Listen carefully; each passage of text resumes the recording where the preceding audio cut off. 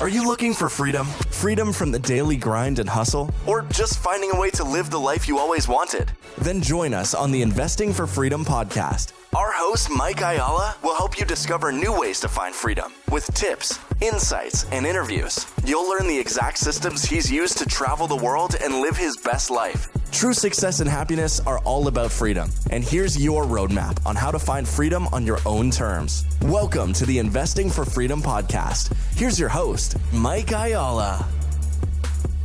Thank you for listening to the Investing for Freedom podcast. Today, we're going to talk about something that I wrote actually about at least part of it in a blog a few weeks ago on our website at www.fourpeakspartners.com. And it's called The Social Divide is Growing. So I'm sitting here May 4th, 2020, and we are in the affordable housing space. I don't know how many of you guys know that, but we invest in manufactured home communities across the country. We're in 13 states. And, you know, we've liked this asset class for a while. My wife and I started investing in this asset class over 10 years ago. It's a great asset class for a lot of reasons, which I won't get into necessarily right now. But having grown up and spent some time living in a mobile home park when I was younger, just being around it, realizing the need for affordable housing, there's so many reasons to invest in affordable housing and manufactured home communities in general. But, you know, the COVID-19 pandemic, it's affecting Americans adversely across all social spectrums. We know that. The economic, social, medical toll, I mean, it's being talked about everywhere. It goes deep. There's growing evidence, though, that it's the poor that are suffering disproportionately. The research suggests that the poor and those living in distressed communities are more likely to catch the disease. And because the poor are generally less healthy and they have less access to quality healthcare, they're also more likely to die from it. And then those that do manage to stay healthy will disproportionately suffer economically from the loss of income and healthcare expenses, a result of the quarantines, the stay-at-home orders, etc. The coronavirus has it's shut down countless businesses and put millions of Americans out of work. And while many white-collar workers will continue to work from home, blue-collar workers in food service, hospitality, manufacturing, they don't have that luxury. A recent Pew survey found that the majority of people making more than $100,000 said that they would continue to get paid even if coronavirus caused them to miss work for at least 2 weeks. And just 16% of those making less than $30,000 said the same. 41% of white workers said that they would continue to get paid, compared to 27% and 23% of Black and Hispanic workers, respectively. All this has caused the unemployment rate to jump. I think we're up above 30 million unemployed now. It's just crazy. And in response to the economic desperation that are facing, you know, many of us, but poor Americans in general, President Trump recently signed the Coronavirus Aid, Relief, and Economic Security Act, otherwise known as CARES, passed by Congress to allocate $2.2 trillion. $560 billion of that was earmarked to directly benefit individuals in the form of cash payments of up to $1,200, which this was a few weeks ago, and we know that since then we've funded even more. The cash payments under the CARES Act are intended to help struggling individuals and families on the lower end of the income spectrum, with income limits set at $75,000 for individuals and $100,000 for couples to receive those payments. The cash payments underlie the growing social divide in the United States. The U.S. Bureau of Labor Statistics estimates that 40% of Americans don't have enough money to cover a $400 emergency bill. I've been talking about this for a while, and I hesitated to talk about it the last 6 or 8 weeks because everybody was in a position of struggle where all our lives are being impacted immensely. Nobody's immune from this, but again, the social divide's growing, and it's going to continue on the backside of this. So I want to make sure that we're continuing to talk about this and understand what's happening and what's coming and what we can do about it as individuals. But anyway, back to that Bureau of Labor Statistics estimate. 40% of Americans don't have enough money to cover a $400 emergency bill. And as I've said so many times before, the average American is living paycheck to paycheck. And I've said this, long before coronavirus happened. The average American family is one paycheck away from destruction. Not enough money in savings. If that's you and you're listening to this right now, I understand. And again, we've all been affected. But that doesn't mean that it's too late. It doesn't mean it's too late to change your mindset. It doesn't mean it's too late to change the way that you think about things. And I started investing with no money. What it takes is beginning to invest and change your mindset. That's the most important thing first. And so whether you have $5 or $5,000, you can go to Goodwill and pick up a copy of Rich Dad, Poor Dad, The Cash Flow Quadrant, Richest Man in Babylon, Think and Grow Rich. You can pick up a book at Goodwill for $5. So whether you have $5 to invest or $5,000 to invest it in your education, invest it in mindset change and growth. That's what it's going to take. So this cash that's coming, it'll be a welcome relief for struggling families, but it's just a Band-Aid. Even before this pandemic, as I've said, there was a growing wealth gap between rich and poor. And this started a long time ago, but really in 2009, in the aftermath of the Great Recession, it got even wider. The $800 billion stimulus package under the American Recovery and Reinvestment Act of 2009, it helped the country rebound from a Great Recession, but still the aftermath spurred a widening gap as stagnant incomes were unable to keep pace with the rising prices of housing and consumer goods resulting from the economic expansion. All this shrunk the middle class, and it left even more income earners on tighter margins.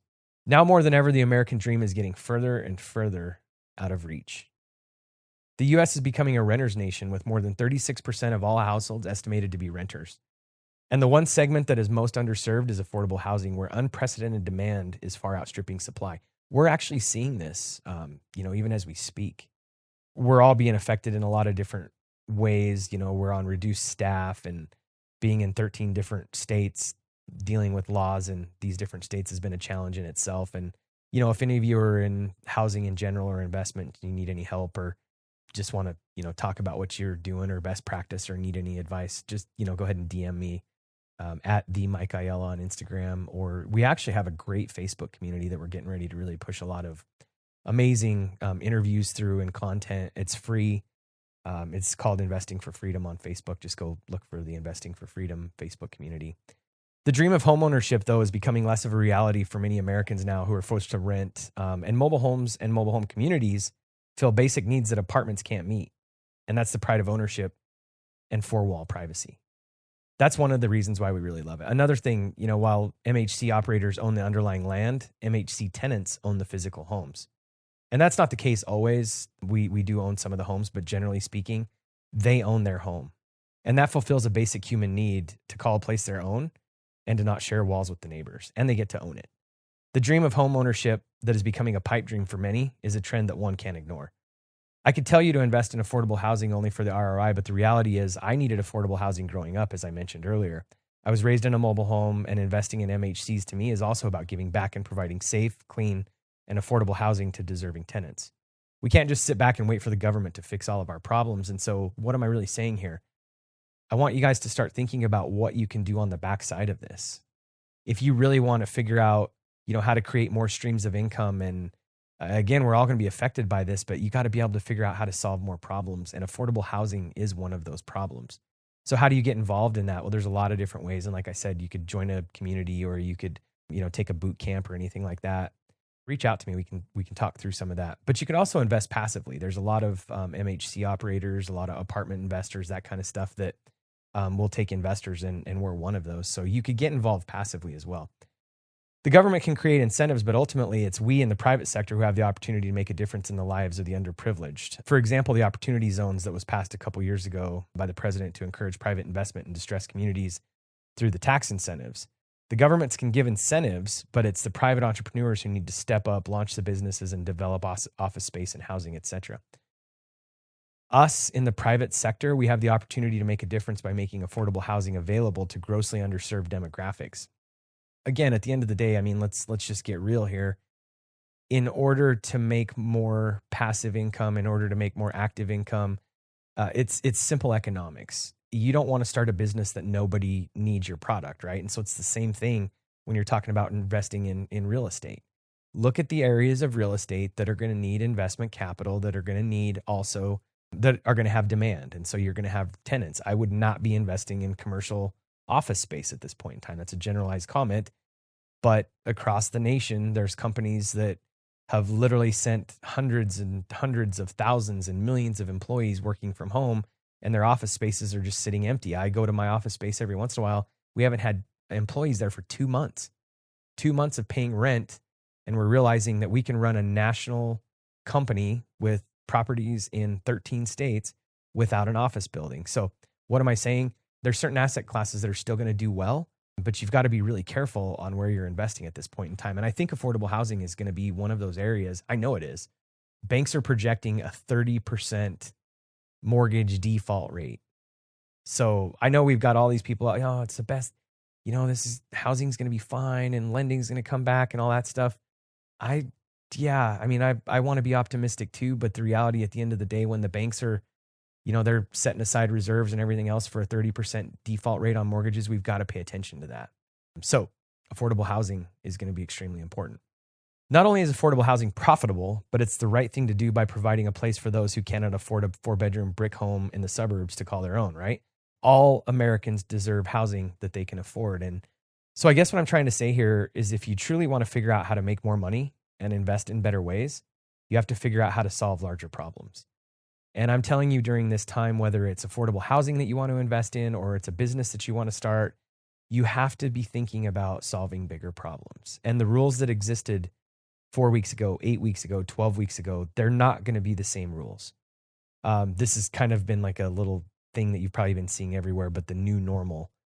Well, there's some reality to that. There's obviously going to be a new normal when we get to go back to restaurants or go back to shopping or anything else, but there's going to be a new normal to business too. And some of the businesses that we thought were critical in the past are not going to be the same going forward. So whether you decide to invest in real estate or whether you decide to launch a business or it's a side hustle or it's a second job, whatever that looks like, I would encourage you to just really think about what are the needs going to be and how have people been affected by this and where can you invest that not only provides you a return, because at the end of the day, business is about returns and finances, but it's also about giving back and it's about a bigger purpose. And so I would just challenge you to maybe take a look into affordable housing and see whether, it's an active investment or whether it's a passive investment, if it's something that works for you, because the demand and the need for affordable housing is going to be higher than ever. And it is up to us, as I said earlier, to really go out and solve that problem as entrepreneurs and individuals. I do not believe that it is the government's place to provide affordable housing. It should fall on the private sector. And there are ways to do that. Manufactured housing is just one of them. So anyway, stay strong out there. And I hope this helps you guys. Look forward to talking more in the future. If you've found value in this episode and you know someone who's wanting to start or move further along in their journey toward investing for freedom, I would be forever grateful if you would share this show with them and help me get this message out to more listeners. Also, if you enjoy what you've heard, I would appreciate it if you'd take 30 seconds and leave me a 5-star review and share this with your friends. And until the next episode, cheers to moving further along in your journey of investing for freedom.